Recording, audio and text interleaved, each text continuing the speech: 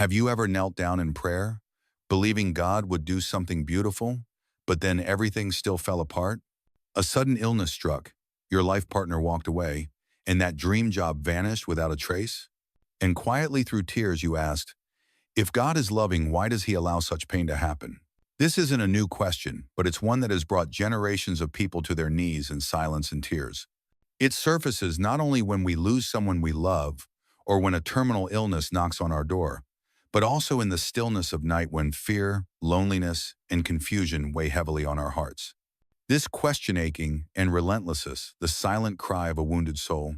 Even the greatest figures in the Bible asked it. Consider Job, a righteous man, praised by God himself.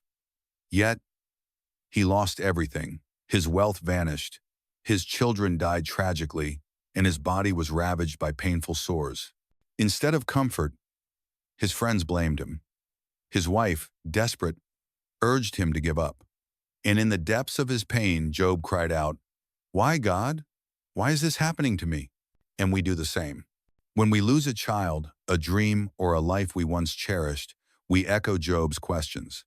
But the Bible doesn't hide pain, it captures it truthfully, reminding us that God never abandons the brokenhearted. Suffering was never part of God's original design. When he created the universe, everything was very good. There was no sickness, no death, no tears.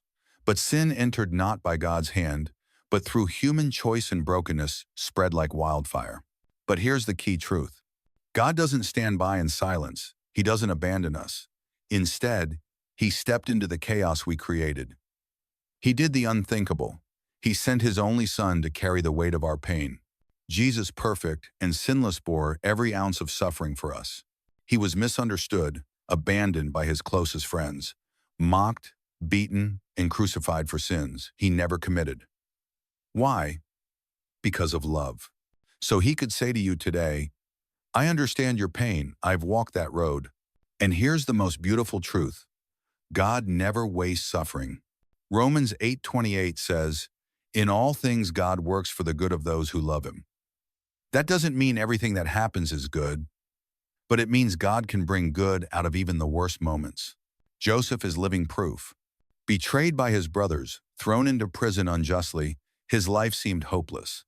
But God raised him up and used him to save an entire nation. Looking back, Joseph said, you meant evil against me, but God meant it for good. Genesis 50:20. And what about you? Maybe you're in the middle of the storm, surrounded by false accusations, sleepless nights, or unanswerable questions. But what if this isn't the end? What if today's suffering is laying the foundation for tomorrow's miracle? Look at others. David, forgotten shepherd boy, hunted for years yet became one of Israel's greatest kings. Moses, a fugitive and murderer, was chosen by God to liberate an entire people. Naomi and Ruth, widows lost in poverty, were restored and written into the lineage of the Messiah. God never promised a life without pain, but he did promise his presence through it. He promises that one day every tear will be wiped away, every wound healed, every loss restored, not in the way we expect, but in the way that's truly best. So, if you're feeling discouraged today, don't give up. Believe your story isn't over. Believe that the one who turned a cross into a crown of victory can also transform your pain into something miraculous. If this message touched you, please share your story below. Whether it's pain or healing, your voice matters. And if you're new to this channel, hit subscribe. Here, we share real stories of faith, raw, honest, but always filled with hope. See you in the next video where we continue exploring how God turns what seems hopeless into a divine miracle.